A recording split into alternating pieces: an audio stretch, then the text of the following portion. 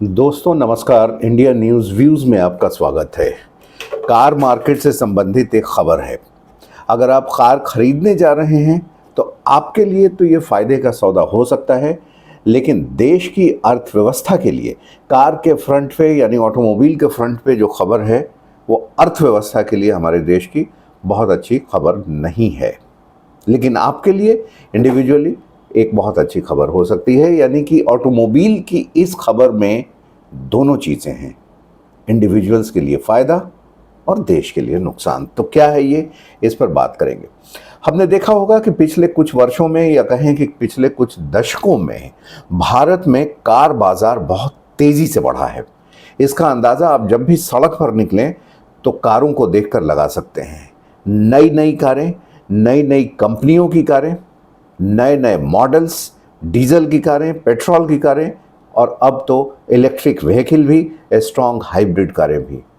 दुनिया के बड़े कार बाज़ारों में और दुनिया के बड़े बड़े कार मैन्युफैक्चरर्स में से अब शायद ही कोई ऐसे बचे हैं जो भारत में अपनी कार नहीं बेचते हैं।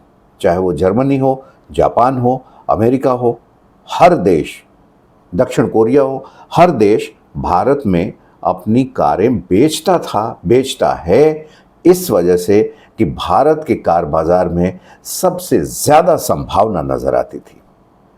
लेकिन खबर अब ये है कि पिछले कुछ समय में या कहें कि पिछले कुछ महीनों में भारत के कार बाजार से ग्राहक अचानक से लापता हो गए हैं।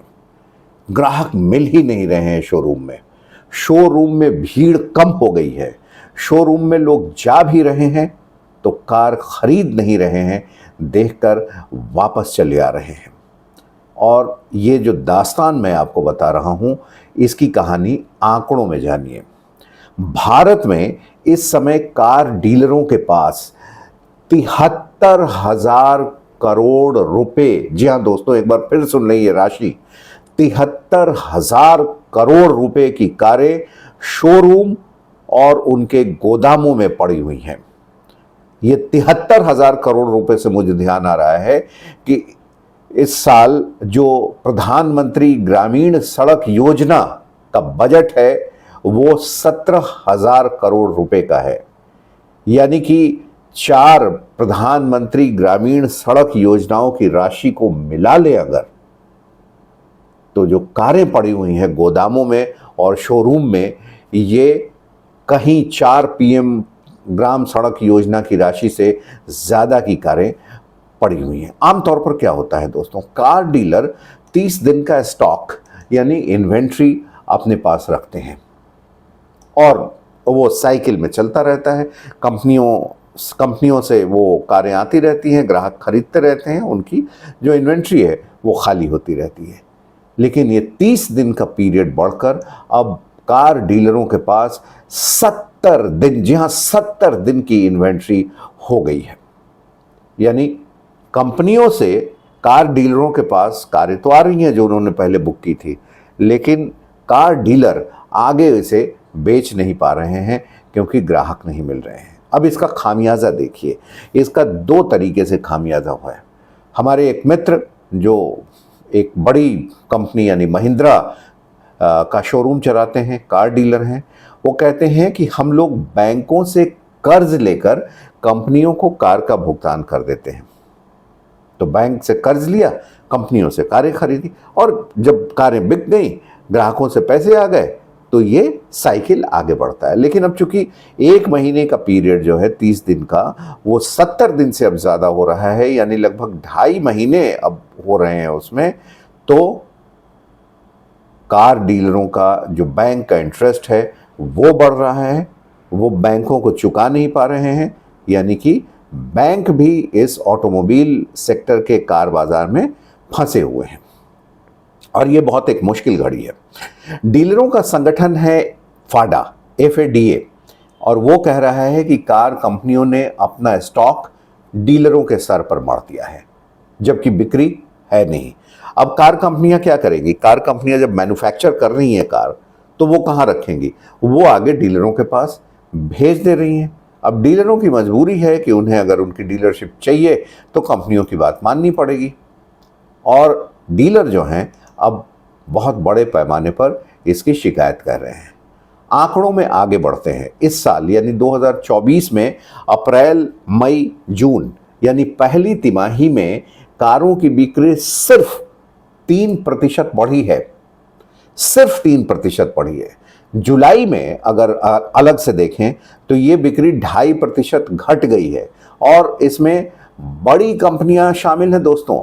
सुजुकी है, टाटा है, हुंडई है, इन सबको बिक्री के फ्रंट पर तगड़ा झटका लगा है। और यही वजह है कि आप लगातार देख रहे होंगे कि बड़ी बड़ी कार कंपनियां अपनी कारों पर बड़े बड़े डिस्काउंट्स ऑफर कर रही हैं। वो कंपनियां, वो डीलर्स जो कि 10 रुपए छोड़ने को तैयार नहीं थे, कहते थे कि आपको लाइन में लगाना पड़ेगा, आपको नंबर लगाना पड़ेगा, तब आपकी कार का नंबर 2 महीने 3 महीने बाद आएगा। उनकी स्थिति ये हो गई है कि आप अब डिस्काउंट 10 रुपये मांगे तो वो आपको 15 रुपये देने को राजी हैं, क्योंकि उनके पास स्टॉक कितना हो गया है। तो आप अब बादशाह की तरह किसी कार डीलर के पास जा सकते हैं और अपनी शर्तों पर कार खरीद सकते हैं। हो सकता है कि वो आपकी शर्त मान लें, क्योंकि उन्हें कारें बेचनी है। तो ये आपके लिए तो फ़ायदा है, लेकिन देश की इकोनॉमी के लिए अच्छा फ़ायदा नहीं है। अब एक और आंकड़े देखते हैं। साल 2023-24 में ऑटोमोबाइल निर्यात, भारत एक बड़ा कार का निर्यातक है, वो भी करीब 5.5% घट गया है। यानी 2023 के अप्रैल से लेकर 2024 की 31 मार्च के बीच में जो इंडियन कार्स का एक्सपोर्ट था वो 5.5% घटा है। और जून की तिमाही में निर्यात सुधरा है थोड़ा सा, लेकिन वो इतना पर्याप्त नहीं है कि उससे कोई बड़ी राहत की आप उम्मीद कर सकते हैं। भारत दरअसल छोटी कारों का बाजार था। आपको याद होगा 80 के दशक में, 90 के दशक में मारुति 800 का बोलबाला था, फिर हुंडई की सैंट्रो आई। इसी तरीके से छोटी कारों में टाटा ने अपनी कार इंडिका निकाली।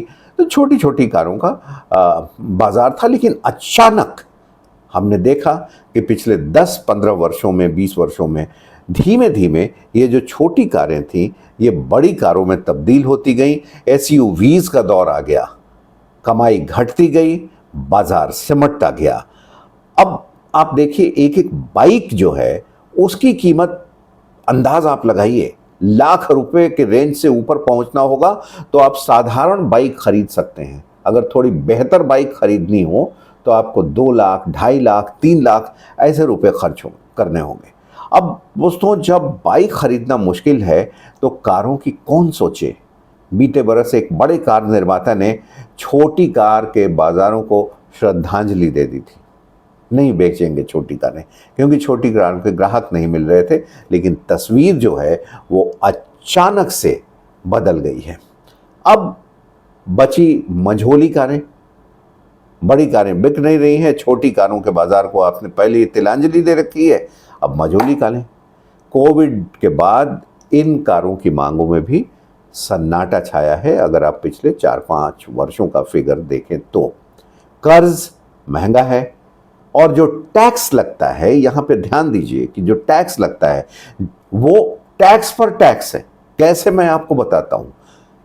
हमारे मित्र बताते हैं जो डीलरशिप चलाते हैं कि अगर एक्स शोरूम किसी कार की का जो है वो आप समझिए कि 10 लाख रुपए है, तो उस पर कार का खर्च जो है वो सिर्फ 6.5 लाख आता है। लगभग 3.5 लाख रुपए, आधे से थोड़ा सा ही कम, जीएसटी में वहीं चला जाता है।